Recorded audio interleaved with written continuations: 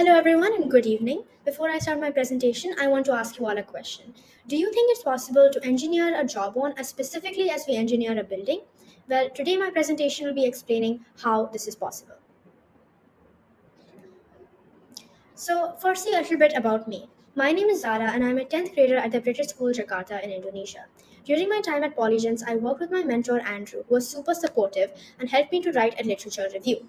I chose this topic because it was an interdisciplinary medical innovation which combines principles of mechanics, material science, and human anatomy, which are some of my favorite areas of research. So let's imagine Sarah, a bright young woman. She was unfortunately involved in a devastating car accident which led to severe maxillofacial trauma, including a broken jaw. Traditional treatments such as bone graft surgery were considered, but the risk of rejection and infection were way too high. Sarah felt hopeless, isolated, and now she's going to lose her once bright smile if we can't find a solution. Sarah is just one of 2.2 million people who suffer from maxillofacial trauma, periodontitis, oral cancer, and several other conditions which require jaw reconstruction. The current treatments include jaw reconstruction surgery, where they cut the bone of the lower jaw and move it into a new position, allogenic bone grafts, where they implant a bone from a donor, and distraction osteogenesis, where a device pulls the bone to make it longer. Firstly, these methods carry several risks such as immune rejection, inflammation, infections, and more. Secondly, they do not allow for full recovery of basic functions, meaning that in most cases, patients are unable to chew, speak, or even smile without pain. Lastly, these invasive techniques can cost up to 20,000 USD. Finding treatments for this issue is further complicated due to the complex requirements of the jawbone. Any scaffold implemented in this area must withstand significant forces of up to 20 MPa during everyday activities, have many pores to ensure vascularization, and the scaffold must be biocompatible.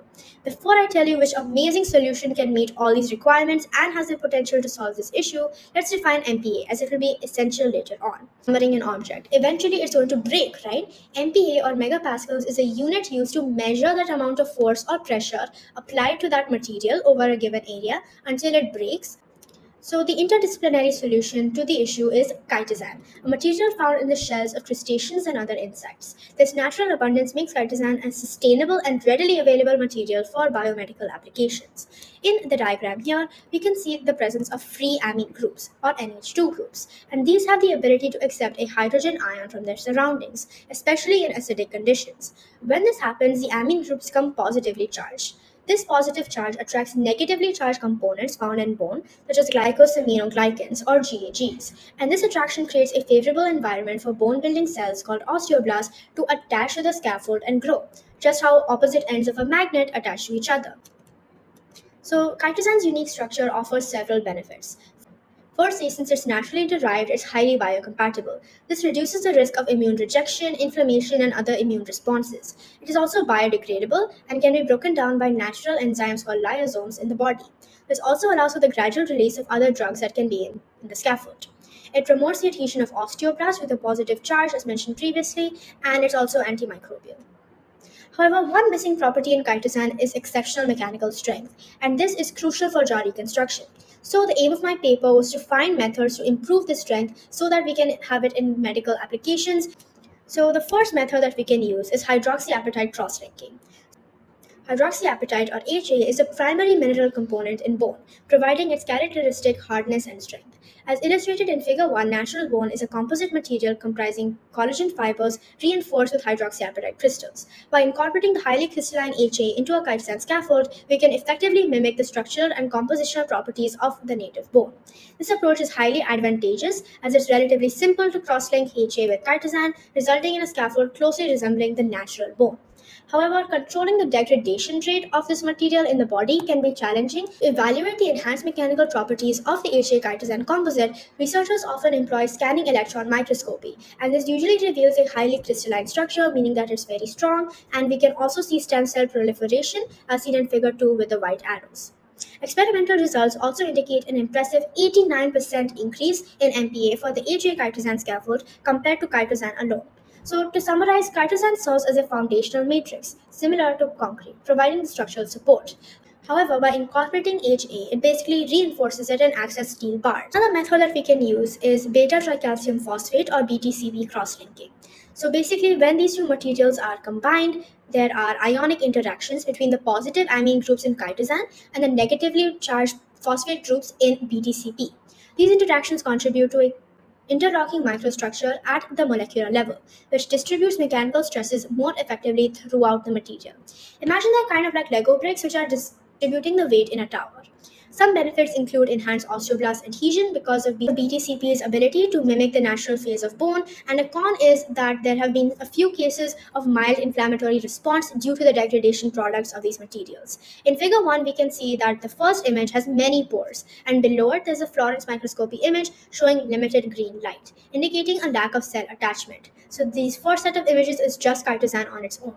In the second image, we can see many more pores indicating higher strength, and the image below it shows a lot more green light or more cell attachment. This is the BTCP chitosan scaffold. And as shown in figure 3, BTCP and chitosan exhibits a 20-fold increase in strength compared to another biomaterial, gelatin, and a 5-fold increase compared to pure chitosan. The third method is polyelectrolyte complex hydrogels, and these are created when chitosan is combined with oppositely charged polymers like alginate or gelatin. This enhances the strength due to the formation of tightly interlocked network through electrostatic interactions. Think of chitosan as the bricks which build up a wall, and another polymer such as gelatin as the mortar that binds these bricks together. The electrostatic attraction acts as the cement, securing everything in place and preventing dislocation or breakage. Some advantages include that this technique can be applied to a wide range of negatively charged polymers and materials. However, it can alter other properties such as swelling capacity, which may not be ideal for larger bone loss cases and patients with facial trauma. Figure 1 actually depicts a method used for the in vivo study of these chitosan gelatin scaffolds, and the second figure shows the SEM images of the scaffolds. And this reveals that the chitosan gelatin scaffold has much more density and thicker layers of pores compared to chitosan on its own, which appears to have much thinner and easily breakable layers. Another material that can be combined with chitosan to form a polyelectrolyte composite is graphene. So the light gray bars actually show the non-cross-linked chitosan, which has a much lower mechanical strength, and the black bars show the chitosan graphene polyelectrolyte complex, which has a substantially greater mechanical strength. Now, I want to give my personal recommendation on which method we can use for which type of patient.